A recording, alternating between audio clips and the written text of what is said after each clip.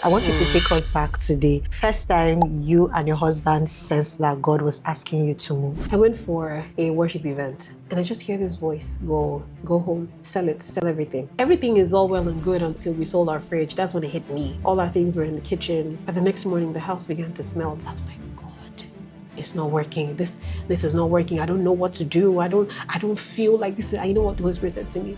Say your feelings will put you in trouble. I have chills. Because on a journey of faith and obedience, you don't move by feelings. Ini is an artist, she's a mom, she's a wife, she's a woman of deep faith whose life bears evidence of the cost of obedience to God. God betrayed us. He uprooted our lives. He took us to Nairobi, somewhere that we didn't know anybody, and he left us alone. There was no need for us to struggle. There was no need for us to go through what we went through. We were okay here. Why did we have to sell all our things? We were so scared and we were so alone. He didn't cover us. He didn't, so hurt. I had to come to peace with the fact that two things can coexist. Your wholehearted belief in God, and then the scars that come with the obedience, the growth, the being reborn, the versions of God you now can hold tangibly for yourself. No pastor can preach that to you. It is an encounter you've had that will never go away. God really did give us himself.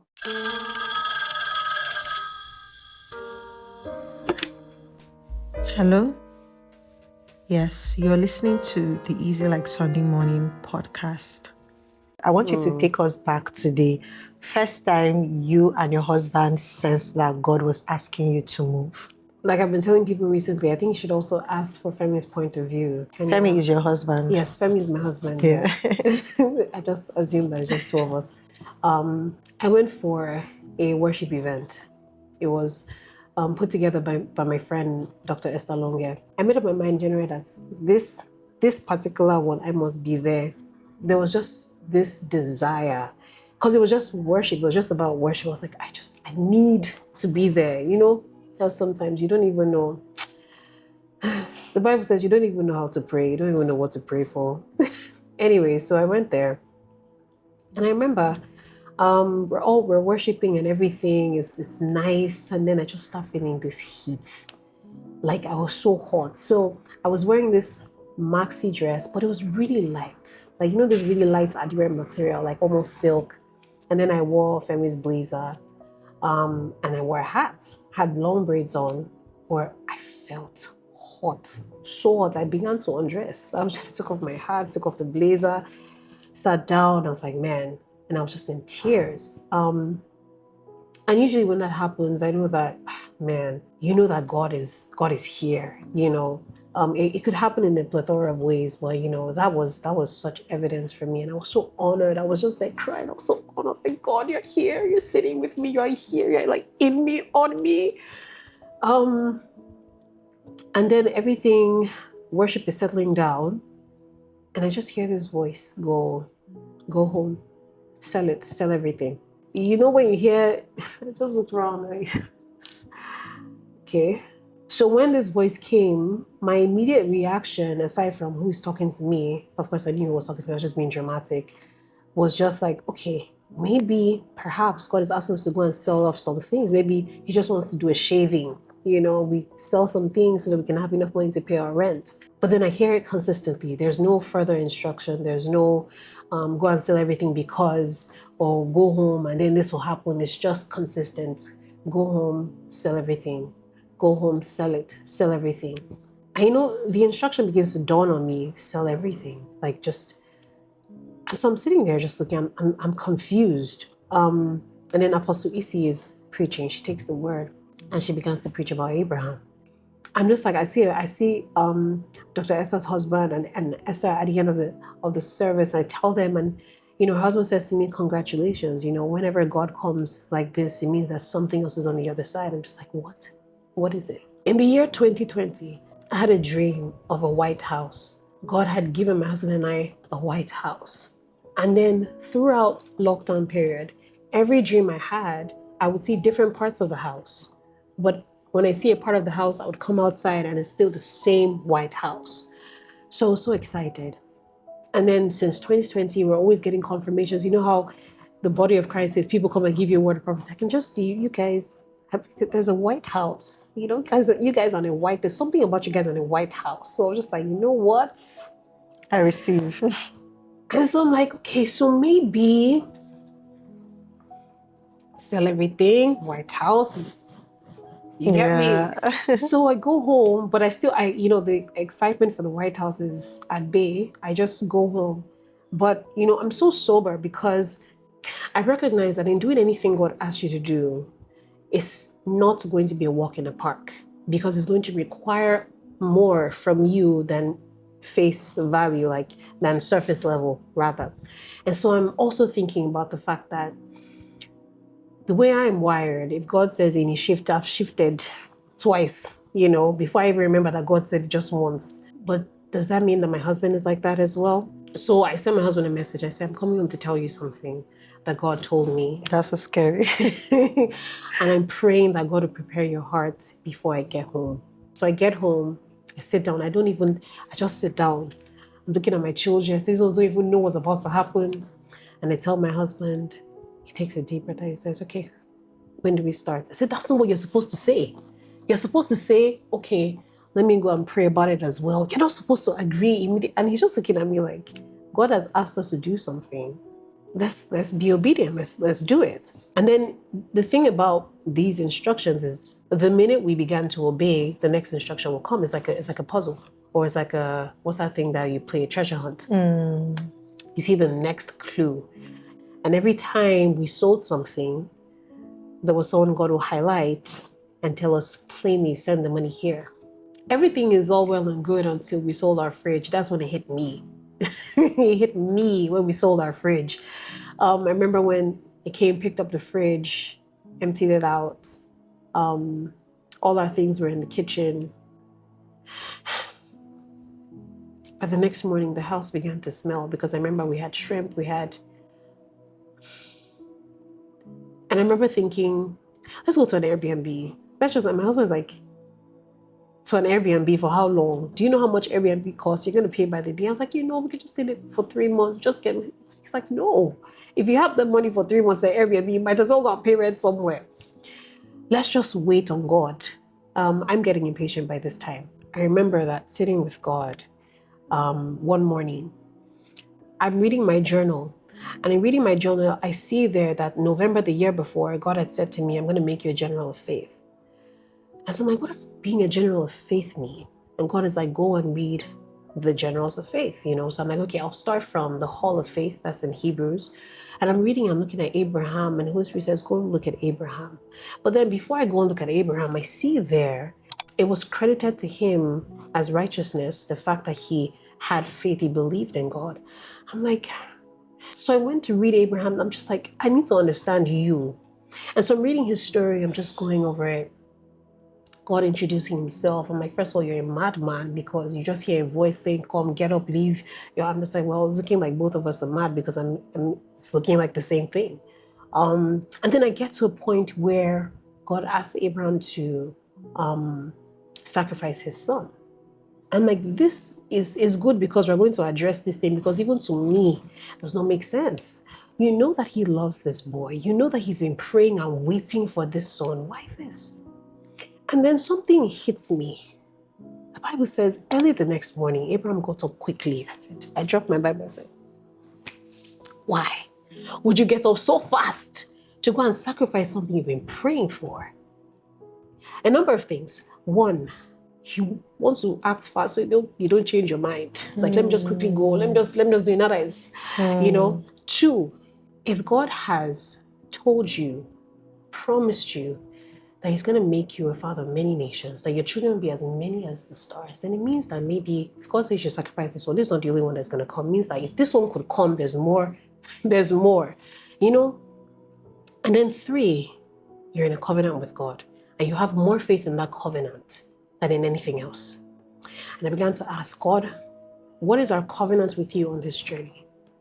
Because there has to be something. Give me something. I need to hold something because I know, God, you're going to forgive me in advance. I know that my faith is going to fail me. So please give me something to hold on to when that time comes. And God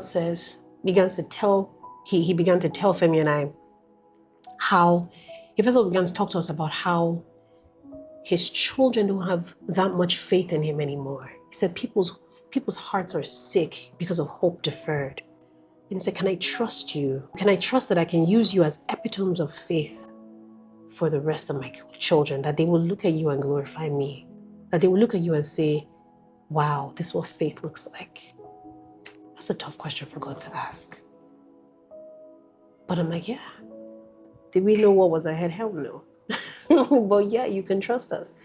And so I'm like, okay, so God, what you're saying essentially is that you want to make us generals of faith, epitomes of faith.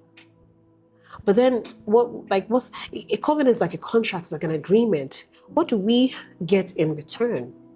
And he says, you get me. Because the year before, one of my utmost prayers was, God, just give me you. I was praying from January to December. I had an alarm on my phone that went off every time. God, give me you. Just give me you. And so when God said, you get me, I was like, okay. I was still carrying this White House theory on my head. And then I started looking through Instagram. And then I saw something that looked like it. I was like, Femi, I think this is the house. Let's go. We went. We dropped our kids off at my sister's house. We went. We took oil. We went there Too much. We went to go and claim territory. We anointed the house. The realtors who took us there, they are friends till date because we told them what we were doing. We were like, do you mind if we anoint this? We're like, great. And then we told them our stories, not just that story, the other, and they were just looking at us like, what? But we anointed. I was so sure. I was so sure that God will not fail us. We will not look stupid at the end of this house. You see this house we're standing in? I already imagined where my bed is going to face in my room, So, but it didn't come through. It didn't happen. I remember one evening I was crying. I was like, God, it's not working. This is not working. I don't know what to do. I don't feel like this is, you know what the Holy Spirit said to me? He said, your feelings will put you in trouble. I was like, what am I complaining about? What are you saying? Help me. But he said to me, your feelings will put you in trouble because on a journey of faith and obedience, you don't move by feelings. You don't move by feelings. Your feelings they're fleeting. They will come and they will go. If you're feeling this way now, feel it. But keep it moving. God is so kind every step of the way. And every time we felt that way, someone will call us out of the blue and just say, I just want to pray for you real quick. Do you have a minute? And they just be praying and encouraging. Friends, I remember one of my friends, constantly, he just sent me a voice note. By the time just like, okay, no words. No words. Like if I should just see 2 a.m., my phone would just vibrate. I just say, God, let me use earpiece because if I mistakenly press play now, the whole house will wake up. I stir you up. I stir up your faith. And he had no idea. Yeah. But God was laying us on the hearts of so many people. People just randomly call us, are you okay? How you guys doing? Can I send you guys food today? I'm just like, man. So we move out of our home because June comes and we don't pay our rents. We bounce. And where do we go? We have no idea. But before we move out, our friends, these friends are very important in this story. They come to say, we know that you guys don't have any plan. You guys don't want to say anything. You don't want to ask. So we don't know where you guys are going, but you must come and stay with us. So we moved the rest of our things, the things that we didn't sell, that we wanted to sell, but somehow we just didn't have energy or just there were no buyers. We just moved it to their house. They had just moved from Port Harcourt to Lagos. So also the same pilgrimage journey, if I would call it that. Another important factor in this story is that in all of this, at the beginning of the year, in January, now this instruction came in February. In January, God had come to meet me and said, Ini, can I use your body again this year? I had 2 kids by this time.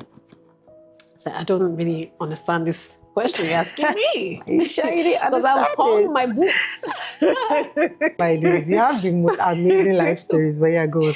God is like, I need you. You know, it's different when God says, oh, you will be pregnant. I need you to be pregnant this year. You know, there's a way in the year 2022, when God was asking me to do certain things, he wasn't asking me in a way of, I command you to. It was in a way, it's as if he was talking to me friend to friend. Yeah. Like, can you do this for me? I need a favor. Yeah. You know, it sounded that way. And it appealed to my heart because it showed me another side to God who is not this militant. He's not imposing. It's not this imposing God. He wants a partnership. Exactly. But then I remember that night listening to a sermon or a worship thing by Victoria Renzi, and she was saying, God is a covenant-keeping God, not because of the covenant that is fulfilled, but he's really a good covenant-keeping God, because when you enter into a covenant with God, he doesn't just keep his own side of the bargain. He does everything to ensure that you keep yours. So it's like as you're walking along, he will hold your hand as well to ensure that, see, it's two of us on this journey. And that was so comforting.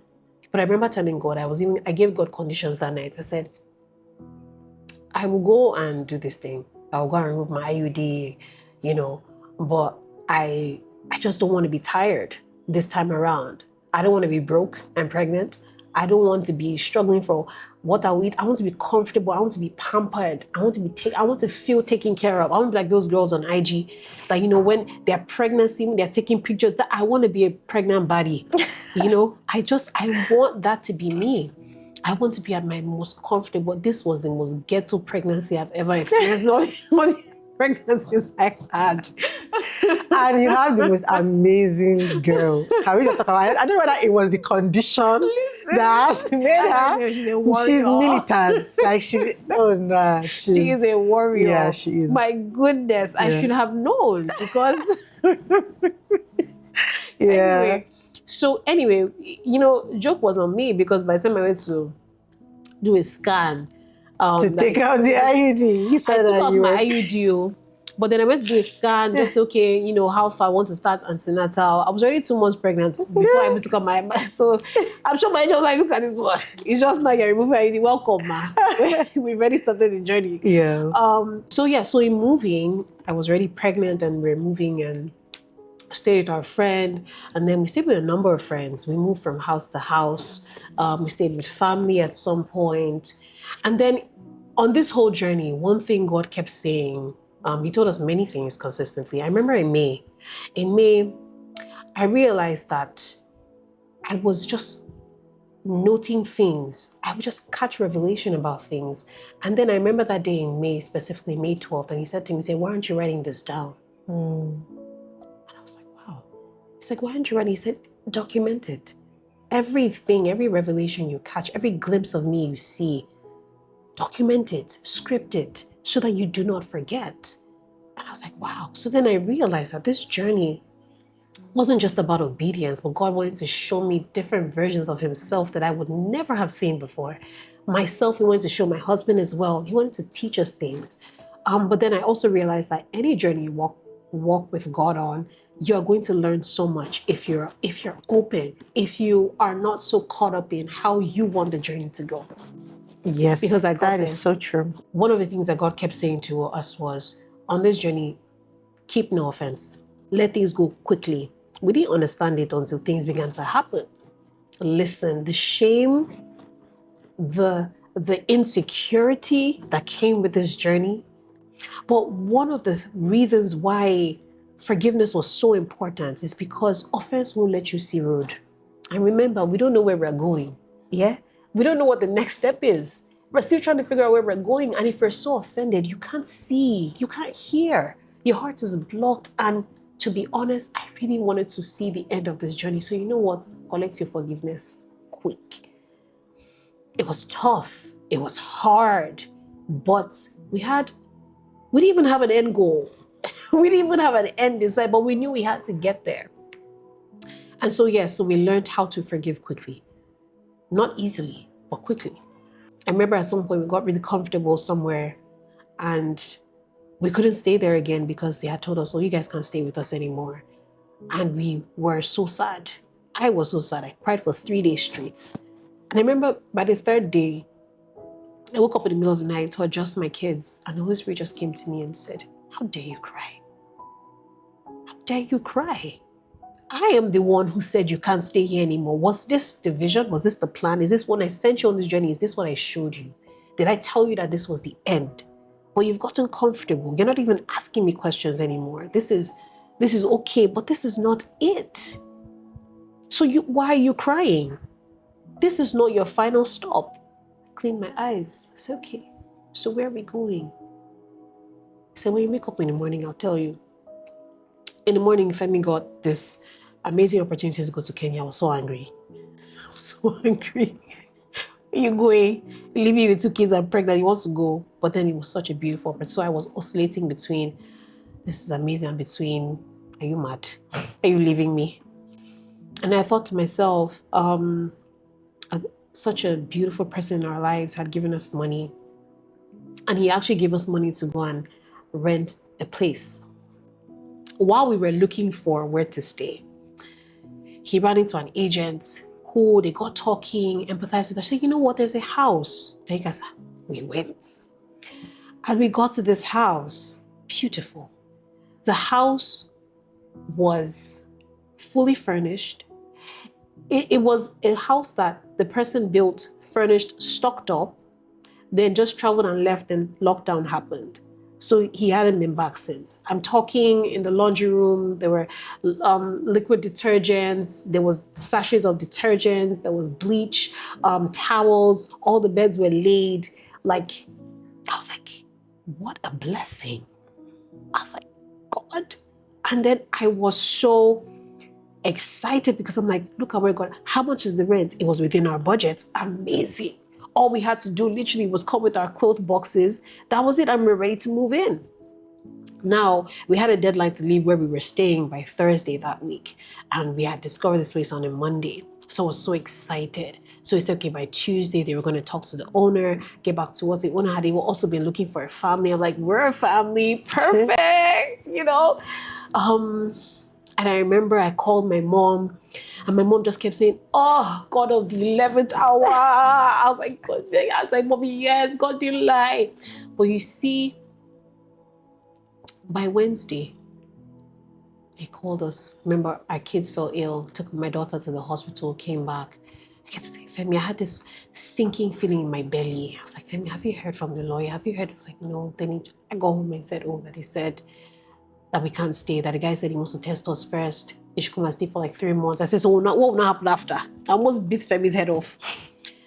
And so we're back to square one. So I said, okay, we have to leave tomorrow, so let's pack up our things. So we had to get some bean bags to pack up some bigger things, and Fem said he'll go. I said, no, let me go. I said, I need to go downstairs to get it. And I went downstairs, everyone in the house was asleep, it was just us packing up. And I remember going down, and God said, talk to me. I was like, let me just get this nylon, go back up. So he said, talk to me. What's on your mind? I don't even know why I went inside the toilet, but I went inside the toilet. And I said, it's not fair. It's not fair. It's not fair. What else do you want from me? I'm believing you. I'm trusting you. I'm doing everything you're asking me to do. Like, it's not fair. This house was so amazing. He said, is it really about the house? Or is it really about your pride? I said, the pride come from again, sir. We don't have any way to listen. No, let's. And then the Holy Spirit said to me, what are you feeling? I said, shame. I'm feeling shame. Because I feel like I've mouthed off to everyone. God has sent us on this journey. God has said he will provide for us. God has said he will give us a house. And it's not happening. And God says, so are you ashamed for me? Like, you're ashamed, or you're embarrassed on my behalf, or you're embarrassed on which one is it? Because if it's me, I'm okay. And I thought to myself, I'm really embarrassed on my behalf because I feel stupid. I feel stupid. I feel like I've told everyone that we're doing this. I've told everyone. I feel like I need to provide evidence for being obedient. I need to prove to everyone that we're not mad. And God says, you don't have to prove to anyone. That's another thing that needs to die. You being obedient to me has nothing to do with anyone and what they think. One day, I remember getting up and sitting there, and then I just started scrolling through IG. I didn't even scroll because I opened IG. There's this prophetic artist that I follow, and she posted this picture. I'm going to look for it and send it to you, of a woman wearing a dress that was like torn, and then she was just lying down on the lion, and God said, that's me and you. Where I locked my phone. I just locked my phone. I went to lie down. But that image stayed with me. Stayed with me. God is not afraid of our tantrums. That is so true, Ini. He knows that you're human. You're gonna, it's like me and my child now. My daughter recently she's had a cold. And I know that taking milk is going to aggravate phlegm. So you can't have the milk. And so she's angry. So sometimes I remember 2 days ago, I was just trying to make her happy. So I showed her a picture of myself and her.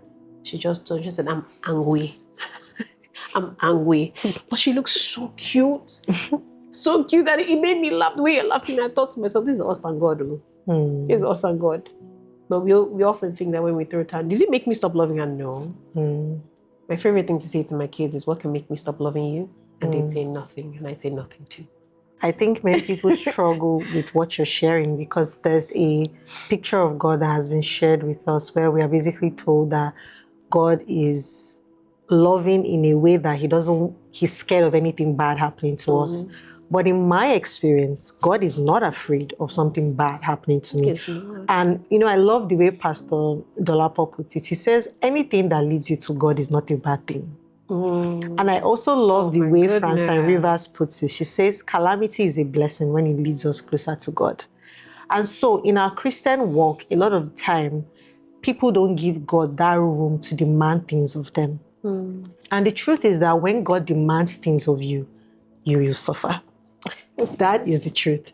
I remember being in a particular situation where I was crying and I had prayed about something almost every single day for a year. And getting to the end of the year, I was like, I cannot believe, I truly did not believe, because when you're a fasting giant, a praying giant, a tongue talking, you feel like, okay, I know the protocol for answered prayers, like how to get those answered prayers. I know how to do the fast that is titled Heaven Must Hear. I love it. And then I got to the end of that year and I remember I was crying. And in the midst of the tears, where I was pitying myself, obviously, I heard the voice of God and he just said, one day you will thank me. Do you know, I was startled that he was even around, because I was like, no, there's no way you're around and this is happening. Because, sometimes you forget that God is even in the environment, because I was like, no, I've been praying to you. You're clearly at a distance. So for me to be in that moment and all you care to say in that moment is one day you will thank me. When I'm thinking to myself, you are the God of everything you can do, I know you can do it. That's also the part that is, I know you can do it. It's effortless. You've done it a gazillion times. You can do it. Instead, the time we should use to do it, we are using it to say one day you will thank me. And to be honest, in retrospect, I thank God now. I am truly grateful, because when we go through hard things, we pray that there's someone who has experienced it so that they can encourage us. But we never want to be the ones that go through something difficult that will encourage other people. When it's happening, we're like, oh, God hates me. But what about the people that have encouraged you? Did they think that God hated them when it was happening? So what you're saying is so on brand. And I just wanted to bring that, because some people might be listening to this and they're like, oh my goodness, is that really God? It's like, yes, that's really God. That's God. That's really God. He's a father. He's a father. If you look at parenting, that's why parenting is so dear to my heart, because it is such a beautiful mirror of our relationship with God. He's a father. He's a father first, and he can take everything. He can take everything. He's willing to take everything. Come on. He's willing to take everything so much that he sent his son to die. Do you understand? He's a father. At this time, I didn't want anybody to call me and be praying with me or give me word of prophecy, because all people that be giving me word of prophecy, it's not happening. Hey. Just leave Oh me. my gosh, If I you just can don't say, relate so Ini, I much. have a word, keep your word to yourself. Do you know, I got to a point where I think somebody tried to tell me, God said I should tell. I said, tell God that all the ones he has said, he should do it. Just like, there is no need to add on top of. Just before you continue, just go back and tell your master. Oh my goodness. You know, that's how I know that God is actually so merciful, because who are you to tell God? You must be having a good laugh all the time. Like, my she said, days. what? Yeah. Anyway, so, but then this friend of mine calls me, and funny enough, it's only her call that I take. We get talking. So I share this vision I had with her. She's like, Ini, did you sit down to ask God of the interpretation of what you saw, or you just assumed? And then I realized that, God will show us things. But because we have this assumption of, we are the ones praying now, we are the ones sitting, we know the depth of the secret place. Yeah. And so we take for granted, it's just like reading the Bible, that everything with God is layered. And you can't just take it like that. And no, you have to sit with God, ask and ask again, like David. David knew that if Saul dies, he's going to become king. But when Saul died, David went to ask God. He went to ask God. He didn't just assume and start going. That's so good. He asked God twice. And so anyway, in talking with her, we get a revelation that we're supposed to move to Nairobi, to Kenya. Like, wow. One thing that's very important to note before we move to Kenya is that I had a dream. And in this dream, we're at the airport and we had only one traveling bag. And I remember as I opened my eyes, the only thing I heard was travel lights. I said, okay, ask me how many boxes we moved to Kenya. We went with like 7 boxes as we were going to Kenya. Now, not to make this literal, but yeah, literally. But God was trying to tell us, you're not going to relocate. We assumed it was relocation. Yeah. And so when we got to Kenya, we kept trying to settle down. It was the most frustrating thing ever. But God disrupted our plans every step of the way. And you were heavily pregnant. Oh, I was heavily pregnant. Heavily. We kept trying to settle down, kept trying to dig roots, but it wasn't happening. God raised people. And it also didn't help that there are different people giving us words of prophecies of what relocation was going to be like, what our roots, what our stability in Kenya was going to look like. We're all getting it wrong, because I'm not going to fault them. We're all just getting it wrong because we all were looking for something. Everyone wanted us to be at peace. And I've seen that because you're looking for peace of mind and you're looking for comfort, you will misread God. You will even mishear God. You hear what you want to hear. How do you know the difference? You have to stay close. Keep asking. God will reveal to us per time what we have capacity to handle. Yes, that is true. If God had told me that, go to Nairobi to go and give birth, I promise you, Ezinne, I would not have gone. Yes. Because there's nothing that is moving me from here. Because except you tell me that my whole family is going with me to Kenya, let's all go. But that you say I should leave my family, I should leave everywhere to go. That's why you say I should go. No. Do you know what this reminds me of? The scripture where God was saying that he took the children of Israel in a roundabout manner into the promised land. Because if they had gone, they would not have been prepared for the journey. They would have fainted at the sight of the giants. Yes, they wouldn't have had capacity. They would not have had capacity. You see, when I think of the journey, what we went through in Lagos before we went to Nairobi, we would not have been able to cope in Nairobi if we didn't do that roundabout here in Lagos. So we learned how to be dependent on God at home first before we moved to a strange land. So when we got to Nairobi, it wasn't tomorrow God will provide for us, and God did. We didn't have shame, we didn't have pride, we didn't have offense standing in the way. God dealt with all of that here. God was building our capacity. We got to Nairobi, and yes, we kept trying to settle down. We just kept praying for direction. God, give us direction. God, show us what to do next. And I remember we ran into this. We had some amazing friends who now introduced us to this amazing couple. because we didn't have a hospital, we didn't have anything. We didn't. I kept saying that the baby comes tomorrow, where the baby wear Femi shirts because there was nada. But then we ran into this amazing couple.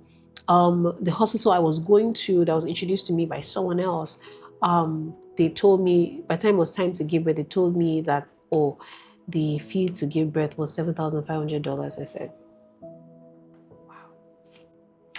That day I went to the balcony of the apartment we were staying in. And I told God, I said, I don't want to do this journey anymore. I don't want to go on this obedience journey anymore. I'm done. I can't do it anymore. I called my younger sister, we were talking. I told her the same thing. And she said, okay. She said, can I just pray for you? I said, sure. And she was like, she had been studying the book of Mark. She sent ministering angels to me. I was just looking into the sky and into the city, just looking. And you know what God said to me? Because I spaced out when my sister was praying. But God came to me and he said, you know, if you choose to go back to Nigeria now, I will not be angry. I will still be so proud of you. Just say the word that you're ready to go back, and I will make it happen. In that moment, my immediate thought was, when I get to heaven, I feel like what's going to be asked of me is not, why did you sin or anything? I feel like when I get to heaven, they're going to ask me, why didn't you finish? There were lives attached to this story. Why didn't you finish? What happened? What would I say? Was I justified for being tired in that moment, of being scared, of being done? Yes, I was. And even God was letting me know that you are, and it's okay. But I knew that no, I can't. And so I just told God, make a way for me. And Femi comes and says, oh, you know, there was someone who was supposed to see us in December. He'd like to see us now as a Nigerian here. And we went, but as we go, God gives us solutions. Find this teaching hospital, pay way less. The fee is $600. What? Amazing. Time to deliver the baby comes. I'm worried sick, because it's another part of the story that's so important. I'm worried sick about my other two children. Remember, it's just us. If we were in Lagos, Nigeria, I would have distributed. I don't even have to worry about that. I wake up and I'm gone. My kids they're taken care of. They're loved. There's so much love at home. But we're in a strange land. I don't know people. I don't know where. Everyone is also busy. They have their lives. Where am I going to put my kids? My kids are neurodivergent. My kids are also particular. You know how they say, you don't know how crazy your kids are until you're leaving instructions for the way your children will have to eat and stuff. That's funny. And I'm like, I don't know what to do. So I'm calling different people, trying to, but there's no availability for anyone. And at different points in time, at this point in time, I also realized that at different points in time, God has been trying to teach me how to be dependent on him, not just for money, but for everything, how to trust him. That's what obedience is, literally trusting that God, you are going blindly and you're just trusting that God is leading you. Your leg is not going to stumble. Your feet will not hit a rock. But it was hard. And for me, this was the last straw for me, because I've let go of everything. Let go of the finances, the hospital, the kids, and God has the birth, and God has sorted it out. But I didn't let go of my kids, because these are my babies. At the hospital, they say, we don't need you to do anything that will cause you to start having contractions. I had contractions for a week straight because I would cry and worry myself. We did eventually get someone. A friend that we had met in Nairobi. We met her via IG, got to meet her there, and our kids had met her, a few times, and so she just packed her things. Femi just called and said, you know what? It's like as if Femi just entered this authority mode. I was like, I'm going to sort this thing out now. Just called her. I need you to pack your things. Like, come and stay with my kids because we have to go to the hospital to have our baby. And she's like, okay, let me just run a few errands. I'll be there. Just like that. We get to the hospital. Leave our kids. I'm still like, my heart is still, I'm going to leave my children. I make timetable of food, timetable of activities. I'm trying to set everything in place. And she's like, Ini, just go. Go to the hospital. So I'd had two previous years operations with my other two babies. I said, oh, you should have, you know how they always say, oh, right now you can't have a natural birth. I was so adamant. I even wanted to have a home birth. And they tell us, oh, operations will be in the morning, start by 8 a.m. So they wheel me in, begin the operation, 45 minutes, they bring out the baby. And so me now, so I'm thinking to myself, okay, now I can relax. We'll be done soon. But then we're not done soon. We're there for almost 4 hours. So they finally had to put me under because I'm really beginning to feel I can lift my leg, I can crack my toe. They had to put me under. I woke up in the recovery unit. All I'm thinking is, where's my husband? Because here's what happened. When I went under, it was so easy to go from there. I had been so tired from the journey, so tired from being anxious. I had been in so much pain. I remember when I said I was done, it wasn't just because of the money, it was because of everything. I was just, obedience takes a toll. It will take a toll on you. Yeah. And I was just, so when they put me under, I heard this voice. I said, you can just go from here. I was like, I feel at peace. I said, yes, it's so peaceful. You can go from here. You're tired. I said, yes, I've been so tired. I don't want to be tired anymore. I said, just go. Just let go. I didn't know that they were running out of skelter. My heart rate was going down. But I was ready to go. You know what brought me back? I just kept thinking, or it was one thought, and I just said, I asked the voice, but what about everything that God had said we would do together? Does it mean I won't get to do that anymore? What about my kids and my husband? That's the last thing I thought about. I woke up in the recovery unit. First thing I'm like, where's my husband? Because it's like I almost went somewhere. Now here's the thing. Here's what the miracle is. The next 2 days, the doctor appears. She comes to apologize to me for how the surgery went. I'm like, I don't understand. And she says, when we started operating, we saw a lot of scar tissue. Like, for lack of a better phrase, my insides were just jaga.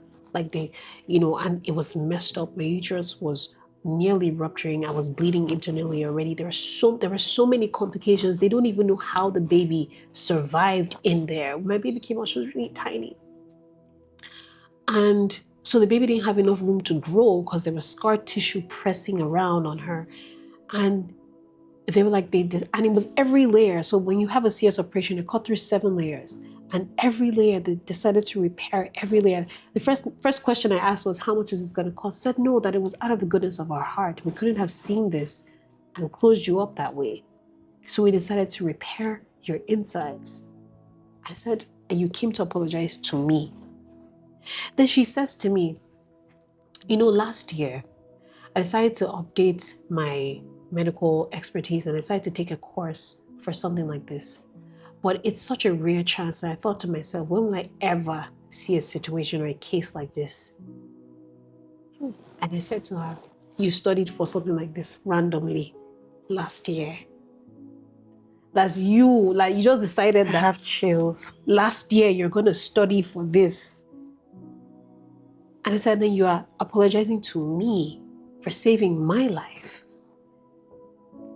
I said, if you didn't repair this, she said, well, we could have closed you up, but you're bleeding internally. You would have just bled internally, and you would have slumped one day, or maybe you would have slept and just have woken up. When she left me, I said, it now hit me. This is why we came to Nairobi. And then our visa expired and we couldn't extend it again. We had to go back. So our plan was we would go back to Nigeria, stay for a while, then come back and renew our visa. And we came back, God did Shaba. We came back, I just got it. The day we landed, we surprised our whole family. It was amazing. As everybody was laughing, oh my God, it's so good to see you guys. I just caught this, it's like a whiff, it's like a wave. Like as if this is permanent. Like as I know, I shook myself. The next, few mornings later, I think it was like 2 mornings or 3 mornings later, Femi and I were talking. He was like, babe, I have this feeling that we're not going back. I said, I felt it too. I didn't want to say anything. So we said, okay, well, quietly. And we're still trying to do it in shame.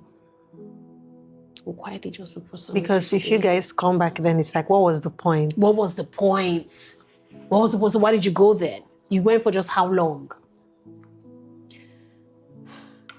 So by this time we're staying in our friend's house. Remember our friends who had said we should come and stay with them at the beginning. And then then I tell the wife, I say, we're not going back to Nigeria. She's like, even they said they're moving to Abuja. They applied to go to Brazil, but they haven't heard anything. They didn't get rejected. They didn't get accepted. So they're done with Lagos. They're moving to Abuja. So, okay. So we're on this pilgrimage journey together again. I'm going out one day. The Holy Spirit says to me, ask them about the rent in this place. Ask them tell them you want to stay here. I said, no, now. People want to move, you say we should. I said, God, and he also asked me, what do you think about this house? I said, I want a white house, God. I want somewhere new, something nice. The Spirit said to me, but you asked me for space. You want somewhere space? I said, yes, I want somewhere very spacious. This house was big. Yeah. On my way back, Femi calls me and says, oh, the wife came to meet me and says, oh, what do we think about staying here? That was just paid. And I was like, hey, okay, I'm coming home. So 4 of us sit down at the dining table. We're deliberating. Like, you know what? Let's just stay here. I was like, I wanted a new house. But we're talking about new houses, how they're building it nowadays and how it's not worth it. I was like, it's true. Then the husband says, it's like, we just came to hold this house for you guys. Because how long did we even stay here? We're like, we're not laughing. He said, that's true. This was you guys, your dining table. I said, yeah, that sure was our dining table. I said, yeah, that was your fridge and your washing machine. Oh, yeah. And your bed is still upstairs. Oh, yeah. They bought those things in their house from you guys. Yeah. My sis, when we were selling our things, they bought like 85% of our furniture. The day that we all decided that, we're going to hand over the house to you guys, we're going to move and everything, the very next day, their visa to Brazil came out. They got accepted. God was just waiting for us to just align. I want to talk to you about the aftermath of this whole story. And God, give me grace to do this very briefly. Turns out I couldn't sit with God alone. I wanted to be, in the presence of everyone worshiping together, but I couldn't sit with God alone. God sent some friends to us and said, God said we should come and pray with you guys like for 3 days, like really early in the morning. I was like, that's so strange. But okay. I thought it was virtual until Femi said, they're here. I said, they're here. Okay. First day they came, we prayed together. God would give him prayer points. We'll all pray. But then I noticed that while we're all praying, I didn't have much to say. I wasn't also connecting. Like I wasn't feeling, So I was just sit there and I was grateful for it. It's like baby steps to being in the midst of other believers. I love it. I've missed it. We're here. Great. And the third day he comes and says, guys, God didn't tell me anything that we're going to pray about. I've been praying about it since yesterday, in fact, and there's nothing. I'm blank. So I think we're all just going to sit with God. So I'm sitting there. He said, let's just all sit with God, and whatever God ministers to anyone, let's just share with each other. We're sitting there. Everyone is just, I couldn't even close my eyes. I was just sitting there, just looking. And then he says, his name is Emmanuel, because Emmanuel, I mean you, but I love you. And he says, I can just feel hurt in the room, like anger. I can just feel anger in the room, like hurt. And God just says to say that he wants to hear you speak about it. Like he can take it. I did not know when the tears just started falling. And I was just looking before, but then it became an angry stare. I was livid, the rage. I was angry. The pain was so fresh. And he just said, Ini, do you have anything you want to share? I said, he threw us under the bus. He uprooted our lives. He took us to Nairobi, somewhere that we didn't know anybody, and he left us alone. I was just crying and I was shouting. I was so mad. He left us alone. There was no need for us to struggle. There was no need for us to go through what we went through. We were okay here. Why did we have to sell all our things? Forgetting the testimony of getting all the things back. But why did we have to sell all our things? Like, why? We got to Nairobi. And everything forgetting also that we went to Nairobi and he saved our lives. But that's beside the point because we suffered before we got to there. And I was so mad.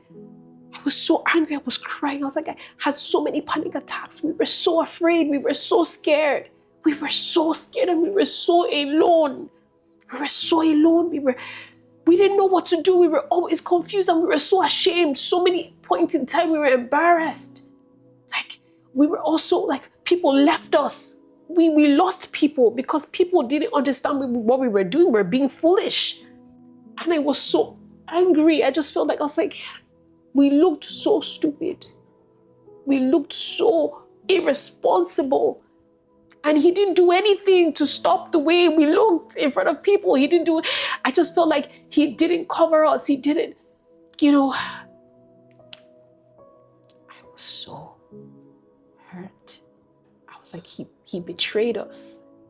He betrayed us. As I kept saying, he betrayed us. God betrayed us. I couldn't even talk to him directly. I just kept saying he. I didn't say you. I said he betrayed us. And it's just supposed to be okay. We're just supposed to move on like nothing happened. Oh yes, we came back. We have our house back and all our things back. Okay, yippee yay. But then, like, almost 2 years, a whole year and a year and some months, yeah, but almost 2 years and our lives are just not the same. It's not the same. And Emmanuel was like, this is time you've done enough. Come on, we agree. He said, because all along, I am the one who was venting. I know when people ask me how's Nairobi, I'll say it was a ghetto. And Femi will say, oh, Nairobi, we needed Nairobi. I'll say, is it the same Nairobi me and this man went to? But then Emmanuel was like, Femi, I can just see like a deep gaping hole in your chest. I did not know when Femi began to cry behind me. Deep groans, like deep sobs. I had to look. I was sitting down, his hand was on my shoulder, comforting me. I had to look, sir. The tears that were falling like raindrops on my shoulder. He was crying. But then again, I realized that the pride of a man is that you're able to take care of your family.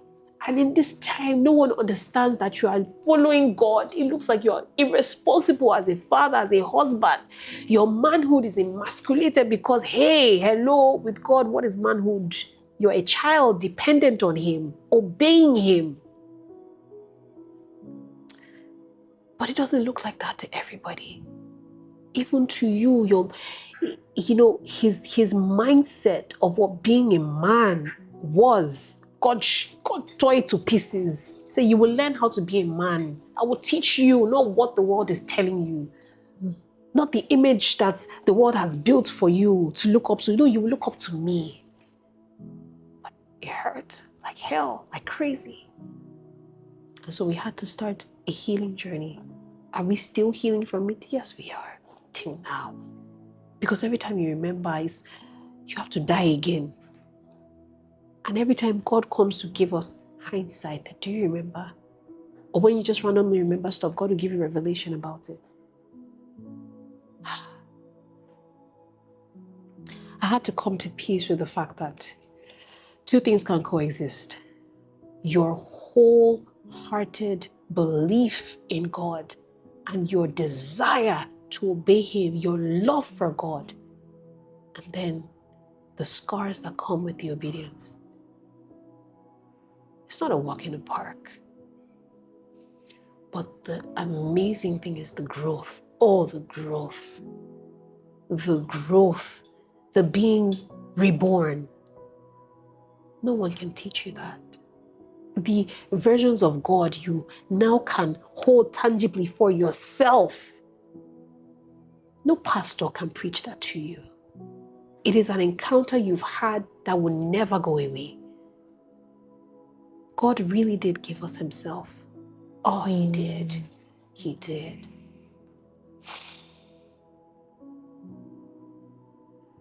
If there's someone who is listening now who is feeling very overwhelmed from a season of trusting God, is there a prayer you can pray?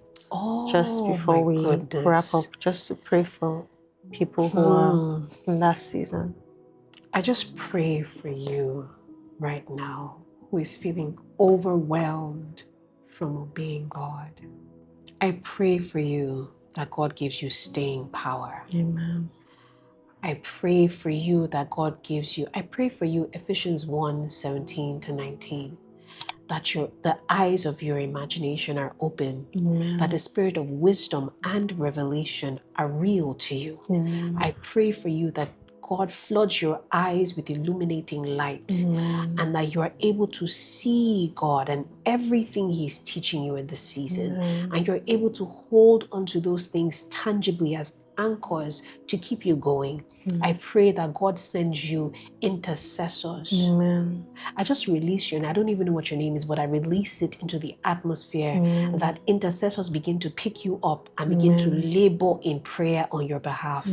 I pray for you that even as we are praying right now, because this is intercession, that the Lord will give you encouragement in ways that He knows that you need it, that He sends you people, He sends you food for the journey, He sends you water to drink, that He waters your thirsty soul, that the Lord will give you Himself, and you'll be open and able to receive Him. I pray for you that offense will not take place in your heart.